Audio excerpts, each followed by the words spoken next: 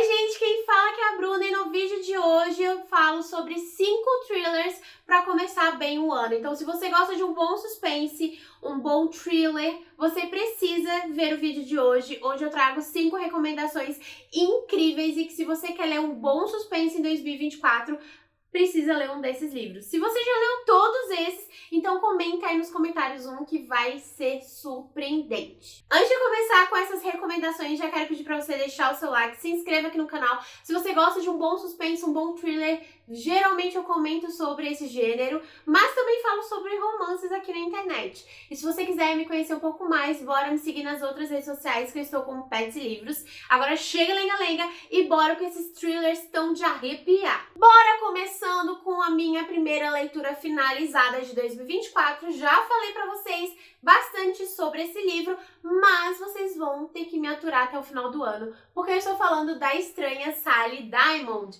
Vou ver se deixa a capa aqui, porque eu li em e-book. Recorde, vamos fazer aí, me dá esse livro. Ou se você que está assistindo meu vídeo quiser me dar esse livro de presente, minha wishlist tá aqui na descrição e eu faço aniversário dia 6 de fevereiro. Mesmo eu tendo lido em e-book, eu amei e eu quero a edição física para passar todas as minhas marcações e surtos desse livro para a edição física. E, gente, A Estranha Sally Diamond, eu só posso comentar um pouco brevemente pra vocês sobre essa história, porque ele tem várias reviravoltas e revelações antes mesmo de 20% de leitura finalizada. Então, assim, é surto atrás de surto. São capítulos curtos que vão ser ótimos pra você engrenar nessa leitura e ter uma leitura frenética e fluida. A maioria desses livros que eu fiz aqui, as 5 indicações, vão ser nessa vibe aí de capítulos curtos, com muitos ganchos e reviravoltas, mas esse, sem dúvida de todos, eu acho que se tornou meu thriller favorito da vida. Aqui a gente vai ter a história da Sally, já com 42 anos, ela vê o seu pai adotivo falecer e ele sempre falava pra ela que quando acontecesse dele partir pra outra, era pra ela tacar fogo no corpo e jogar no incinerador e no lixo. Ela faz o quê? O que o pai sempre recomendava. Só que ela era estranha e peculiar. Ela não sabia que as pessoas, quando batem as botas, precisa vir uma perícia, precisa vir a polícia, né? Verificar se realmente foi de morte morrida ou se foi um assassinato, etc e tal. Pois bem, a cidade ficou em choque porque essa mulher fez um ato horrível com o seu pai. Ela vai entrar em um processo investigativo, toda essa questão envolvendo um ato que foi criminal, querendo ou não, mesmo que ele já estivesse, né, morto, ela cometeu um ato contra alguém que tinha morrido. Também pode ser preso por causa disso. Mas todo esse contexto, em paralelo, a gente vai vendo a Sally descobrir um pouco do passado que até então ela não conhecia, pois ela só tem memórias a partir do seu 7º aniversário. Ela já sabia que seus pais eram adotivos desde a adolescência, mas nunca cometeu ela de descobrir o passado da vida dela. E que a gente descobre que é muito sombrio através das cartas deixadas pelo pai adotivo da Sally, que fala para ela ler aos poucos. E ela vai lendo uma carta por semana e a 3ª carta é uma revelação drástica e que a gente fica em choque e que a gente vai descobrir o passado envolvendo a família, o pai, a mãe da Sally e tudo mais. Além disso, além dela ter perdido o seu pai, ela recebe na sua casa um ursinho que faz com que ela comece a ter recordações do passado. E a gente vai descobrindo aos poucos, capítulo após capítulo, todo esse lado sombrio e o porquê ela se tornou quem se tornou aos 42 anos. É uma história incrível que envolve o passado e o presente em diversas partes. Nós temos 3 partes nesse livro e o final foi assim de arrebentar todas as estruturas. Pode ser que o final não seja o melhor para quem gostou e acompanhou a história desde o início torcendo pela série, ou não. Pode ser um final que às vezes chocou algumas pessoas, mas pra mim foi perfeito, 5 estrelas de favoritado e eu super recomendo pra você. Leia A Estranha Sally Diamond, mas vá atrás dos gatilhos, porque temos temas bem pesados sendo relatados aqui. Não tem necessariamente as cenas explícitas de violência, mas a gente sabe que elas existem e que elas acontecem. Atos contra crianças, abuso psicológico, abuso físico, entre outros aspectos. Então vá atrás, se você é um leitor sensível, pode ser que isso influencie a sua leitura, né, se você for delicado para certos temas. Para quem tá acostumado a ler Rafael Montes, é numa vibe nesse nível, tá? Com bastante coisa violenta. Infelizmente, a gente pode ler esse livro e achar que já viu algum caso de true crime, porque é bem sádico. Então, é só isso que eu vou comentar. Valeu! A segunda recomendação para trazer um livro mais levezinho, entre aspas, é o Manual de Assassinato para Boas Garotas. Eu amo esse livro e já tem aí ceninhas sendo gravadas que teremos uma adaptação que acredito que seja uma série da BBC, se não me falha a memória. E o Manual de Assassinato para Boas Garotas, eu vou revisitar a história da Pepe, enfim, em 2024. E aqui, o Manual de Assassinato para Boas Garotas, a gente vai ter uma adolescente investigando um crime que aconteceu há 5 anos atrás na sua cidade, que chocou todo mundo, que foi o desaparecimento de uma jovem popular e também, ao mesmo tempo, em paralelo, o namorado da garota da época se viram como principal suspeito, que ele tivesse cometido um ato contra a vida dela e ele acabou cometendo um ato contra a própria vida, se vocês me entendem bem, por causa do remorso da morte da namorada. Mas a Peppa conhecia esse garoto e ela acredita que ele não tinha essa capacidade de maldade e que não era ele que cometeu esse ato contra a vida da namorada. E ela acha que a investigação foi um pouco assim por cima dos panos, sabe? E ela tem um projeto na escola de finalização de curso e que ela vai querer então colocar esse crime aí que cometeu há 5 anos atrás como pauta do tema dela do trabalho. Ela começa a conversar com as pessoas, com policiais, com jornalistas da época, com pessoas da escola, com os familiares, e ela tenta criar conexões e descobrir, afinal de contas, se quem cometeu o crime e onde estaria essa jovem que até então tá desaparecida foi realmente o ex-namorado. Então, assim, gente, é uma história muito boa e que eu super recomendo, principalmente para você que em 2024 quer iniciar no gênero de suspense, porque a gente tem, sim, muita investigação, muitas reviravoltas. Eu aconselho você a ter edição física, porque, assim, gente, tem uma diagramação toda diferentona, tem recortes de jornal, tem mapas, tem... Aí não aparece nada, né, que eu quero mostrar pra vocês. Tem mensagens diferentes. Quando tem partes de trecho da investigação da polícia, fica partes cortadas, daí tem uma barra preta, enfim, gente. É bem interessante, ó, proibido, proibido, proibido. Então eu achei muito legal. Eu li ele em e-book na época e me arrependi horrores de não ter lido na edição física. Aí depois eu comprei a edição física pra ler novamente, ou pra ter a edição física porque eu sou dessas, tá? Que eu acabo lendo um livro quando eu favorito, quando eu amo demais. Eu gosto de ter a edição física na minha estante também e transcrever as minhas marcações pro livro físico. Passei as minhas marcações? Não passei. Mas é isso, vida real. Bora agora falar sobre a próxima recomendação. Outro que é merecido ter edição física é Desenhos Ocultos. Tem uma pegada mais sobrenatural aqui. E Desenhos Ocultos, gente, precisa ter edição física, tá? Tem muitas ilustrações. Eu já falei várias vezes aqui no canal sobre esse livro em si.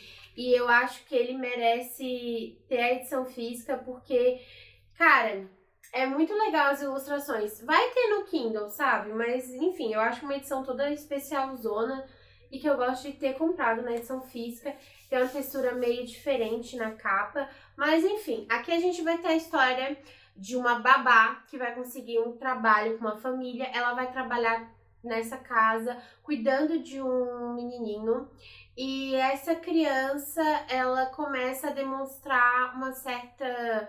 habilidade com desenhos. Ela começa a desenhar rabiscos como qualquer criança, mas à medida que vai passando o tempo, coisas estranhas e sobrenaturais começam a acontecer na casa e a criança começa a fazer desenhos que não era uma criança. A criança começa a desenhar do nada desenhos assim, muito perfeitos para uma criança pequena desenhar. Fora que os desenhos que a criança começa a fazer de palitinho, como esses da capa, parece um pouco macabro e aterroriza essa babá, e parece até que ela tá querendo falar sobre um crime que aconteceu. E essa babá vai se questionar, será que tem um espírito na casa, conversando, se comunicando com a criança, querendo falar sobre o passado sombrio daquela casa? A nossa babá vai começar a investigar sobre o passado daquele terreno, conversar com a vizinha que tem uma vibe meio mística e, quem sabe, conversar com os mortos. Tem essa vibe meio sobrenatural, mas é sobrenatural, mas também tem muita investigação e é um thriller psicológico muito envolvente.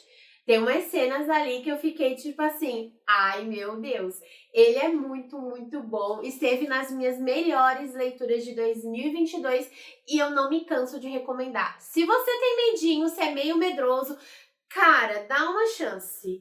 Dá uma chance porque, apesar de ser sobrenatural, ele não é um livro tão assim, com cenas explícitas de violência, o que se torna melhor, porque às vezes a violência não é todo mundo que curte.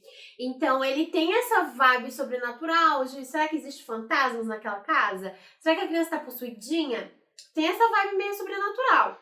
Mas se você não se preocupa muito com isso e releva, né? Leia, é maravilhoso. Sério, gente, muita gente que não lê o gênero e leu em 2022 estava na lista dos melhores lidos do ano. E quem leu em 2023 colocou de novo. Incrível, gente, incrível. O plot final, as reviravoltas, é de se admirar. Confesso pra vocês que me surpreendeu e muito. Eu criei muitas teorias e todas eu fiz papel de trouxa. Bora para a próxima recomendação. Um clássico do gênero, vamos dizer assim, é O Silêncio dos Inocentes. Livro esse que eu li no ano passado com um clubinho de membros aqui do canal. A gente leu na maratona literária de Halloween. A gente assistiu a adaptação, uma adaptação bem antigona, mas, cara, tão boa quanto o livro. E, claro, que aqui a gente vai ter uma introdução a esse livro aí já...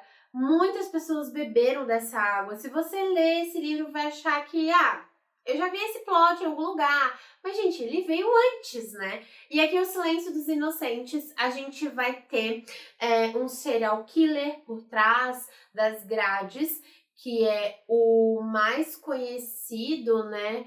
Dr. Lecter, o Hannibal. Ele tá preso, ele era um psiquiatra, e ele cometia crimes horríveis contra as pessoas, comia as pessoas, então ele era um canibal. Mas ele tá preso. E o que ele vai acontecer aqui em O Silêncio dos Inocentes? O FBI vai querer ajuda dele, porque apesar de ele ser um serial killer, ele tem toda essa questão de psiquiatra, que ele consegue muito bem criar perfis. Então eles vão querer a ajuda dele para desvendar quem está por trás de atos absurdos contra as mulheres, que é um novo serial killer, que é o Buffalo Bill. E aí eles vão colocar como missão da Clarice, que a Clarice ela é uma agente do FBI para estar fazendo esse contato com o nosso Hannibal Lecter. E a gente vai vendo as conversas entre a Clarice e o Hannibal, todas essas circunstâncias, essa investigação, essa corrida contra o tempo, porque, afinal de contas, o Buffalo Bill, ele sequestra mulheres e essas mulheres depois são descobertas sem vidas e elas são todas tiradas à pele. Então, quem seria ele? E, recentemente, uma das vítimas do Buffalo Bill, aparentemente, tem tudo para ser uma das vítimas, por todo o modo que se antecedeu o ato de desaparecimento da vítima, as suspeitas indicam que é a filha da senadora. Então vai ficar todo esse burburinho da mídia, toda essa questão envolvendo quem está por trás, essa corrida contra o tempo para que a filha da senadora não morra, toda essa pressão no FBI e na Clarice para investigar e as várias reviravoltas. A gente vai descobrindo um pouco do passado, né, do Hannibal, e a gente sabe que esse aqui não é o primeiro livro do Hannibal, mas não precisa ler os outros, tá, gente? Porque o Hannibal aqui não é a história do passado dele que vai trazer o que é necessário, mas a gente sabe que ele foi um psiquiatra muito renomado e que ele foi um serial killer, canibal. Então é só isso que a gente precisa saber. E a mente doentia do cara, da forma manipuladora que ele traz, ainda nos dias atuais, no caso do livro, com a nossa Clarice, gente, é surreal. É muito, muito bom. É um livro que realmente já se passou anos, acho que foi mais de 25 anos que esse livro foi escrito, e é tão bom quanto, acredito eu, que foi algo assim notório da época, sabe?